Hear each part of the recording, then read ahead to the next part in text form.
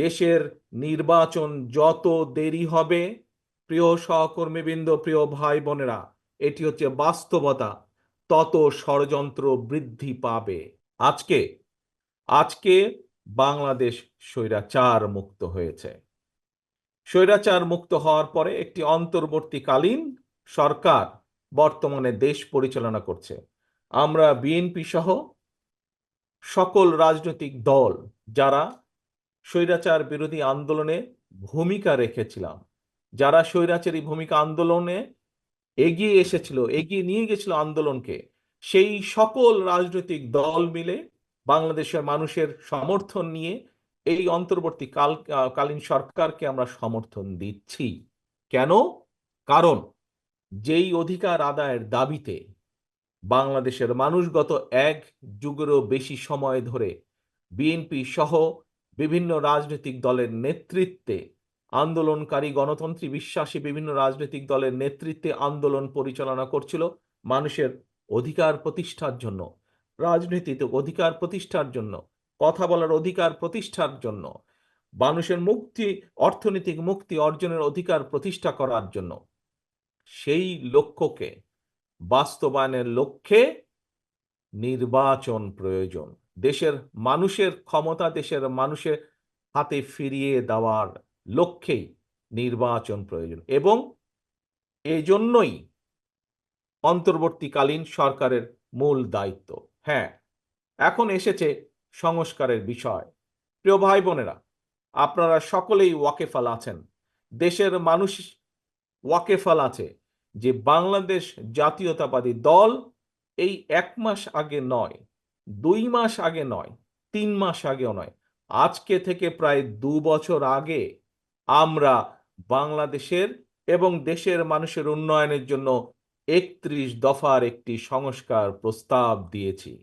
আজকে অনেক ব্যক্তি বা সংগঠন সংস্কারের কথা বলছে। আজকের অন্তর্বর্তীকালীনও সরকার যে তারাও সংস্কারের কথা বলছে, কিন্তু এই সংস্কারের প্রস্তাব বিএনপি দেশের মানুষের সামনে প্রথম হাজির করেছে। কারণ বিএনপি দেশ এবং দেশের মানুষের জন্য চিন্তা করে বলেই আজ নয়, 3 মাস আগেও নয়, 6 মাস আগেও নয়, আজ থেকে 2 বছর আগে বিএনপি সংস্কার প্রস্তাব দিয়েছে। কিন্তু প্রিয় সহকর্মীবৃন্দ, এই সংস্কার প্রস্তাব এটি যে কোনো সাধারণ মানুষ বোঝে। সংস্কার প্রস্তাবের কাজ বা সংস্কারের কাজ অবশ্যই অন্তর্বর্তীকালীন সংস্কার, কিছু কিছু সংস্কারের কাজ এই সরকার শুরু অবশ্যই করতে পারে, আমরা চাইও যে তারা শুরু করুক। কিন্তু সংস্কার একটি চলমান প্রক্রিয়া। সংস্কার একটি চলমান প্রক্রিয়া। একজন শুরু করবে, বাকিরা তাকে, সেই সংস্কারকে তারা চলমান রেখে সামনে নিয়ে যাবে।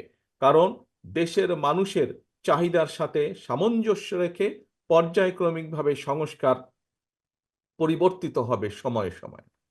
এখন প্রিয় ভাই বোনেরা, যেই কথাটি আমি বলছিলাম যে আজ আমরা কেন এখানে একত্রিত হয়েছি, আমরা ভোট প্রক্রিয়ার মাধ্যমে সঠিক নেতৃত্ব বাছাই করে নিব, যারা দলকে সুসংগঠিত করবে, যারা দলের নেতাকর্মীদের স্বার্থ দেখবে, যারা দলের আদর্শ নীতিকে মানুষের মাঝে নিয়ে যাবে, প্রতিষ্ঠিত করবে, যারা সত্যিকারভাবে রাজনৈতিক ভিত্তিরূপে দলকে গড়ে তুলবে। ঠিক একইভাবে আজ যখন দেশে, আজ যদি দেশে একটি সত্যিকার নিরপেক্ষ নির্বাচন অনুষ্ঠিত করতে পারে এই অন্তর্বর্তীকালীন সরকার, তাহলে প্রকৃত নির্বাচনের মাধ্যমে যেই ব্যক্তিগুলো নির্বাচিত হয়ে সেই সংসদে গিয়ে বসবে, সেই ব্যক্তিগুলো তখন এই দেশের মানুষের সত্যিকার যেই প্রয়োজন, এই দেশের মানুষের সত্যিকার যেই চাওয়া, সেইগুলো নিয়ে তারা সংসদে আলোচনা করবে, এই এবং তার ভিত্তিতে তারা বাস্তবতার নিরিখে পদক্ষেপ গ্রহণ করবে। আজকে নির্বাচন হলে দেশে, কেন আমরা নির্বাচন চাইছি, বারে বারে বিএনপি সহ বিভিন্ন রাজনৈতিক দল কেন নির্বাচনের কথা বলছে, কারণ এই জন্যই নির্বাচনের কথা বলছে। আমরা বিশ্বাস করি, আমরা মনে করি যে এই যে আজকের যে ইন্টারিম গভর্নমেন্ট, অন্তর্বর্তীকালীন সরকার, এই সরকার আমরা বিশ্বাস করতে চাই যে তারা একটি নিরপেক্ষ নির্বাচন দিতে সক্ষম হবে এবং একটি নিরপেক্ষ নির্বাচন তারা দিতে সক্ষম হলেই একমাত্র সেই প্রকৃত ব্যক্তিগুলো নির্বাচিত হয়ে আসতে পারবে যারা সত্যিকারভাবে জনগণের কথা বলবে, যারা সত্যিকারভাবে জনগণের স্বার্থ নিয়ে চিন্তা করবে।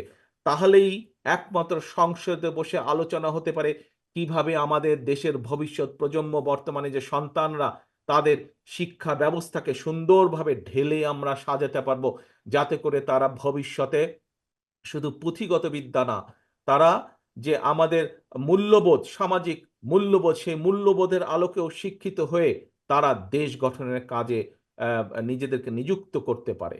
আজকে যদি নির্বাচনের, একটি নিরপেক্ষ নির্বাচনের মাধ্যমে প্রকৃতভাবে জনপ্রতিনিধি নির্বাচিত হয়ে আসে, তাহলে সেই জনপ্রতিনিধিরা সংসদে বসে আলোচনা করে সিদ্ধান্ত নিতে পারবে কিভাবে দেশের মানুষের স্বাস্থ্য সুবিধা বৃদ্ধি করা যায়, কিভাবে হাসপাতালগুলোতে, বিভিন্ন চিকিৎসালয়গুলোতে মানুষের স্বাস্থ্য সুবিধা নিশ্চিত করা যায়, কিভাবে তাদেরকে বেশি স্বাস্থ্য সেবা দেওয়া যায়।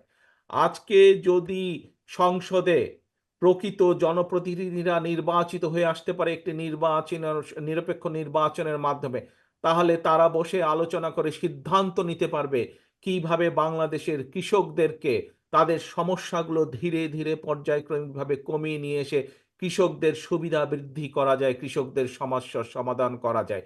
এইভাবে প্রত্যেকটি সেক্টরের সমস্যা কিভাবে পর্যায়ক্রমিকভাবে সমাধান করা যায় এবং আমরা যে ৩১ দফা দিয়েছি সংস্কার প্রস্তাব দেশের উন্নয়নে, দেশের মানুষের ভাগ্যের পরিবর্তনের জন্য, শুধু আমরাই নয়, বিভিন্ন দল দিয়েছে, বিভিন্ন সুশীল সমাজ সহ বিভিন্ন ব্যক্তিবর্গ যেই পরিবর্তনগুলোর কথা বলছে, এমনকি অন্তর্বর্তীকালীন সরকারের প্রধান সহ উপদেষ্টারা যে সকল সংস্কারের কথা বলছেন, সকল সংস্কারের বাস্তবায়ন একমাত্র সম্ভব, সূচনাও একমাত্র সম্ভব, বাস্তবায়ন করাও একমাত্র সম্ভব শুধুমাত্র একটি প্রকৃত নির্বাচনের মাধ্যমে। যদি প্রকৃত জনপ্রতিনিধিরা নির্বাচিত হয়, তাহলেই একমাত্র সম্ভব।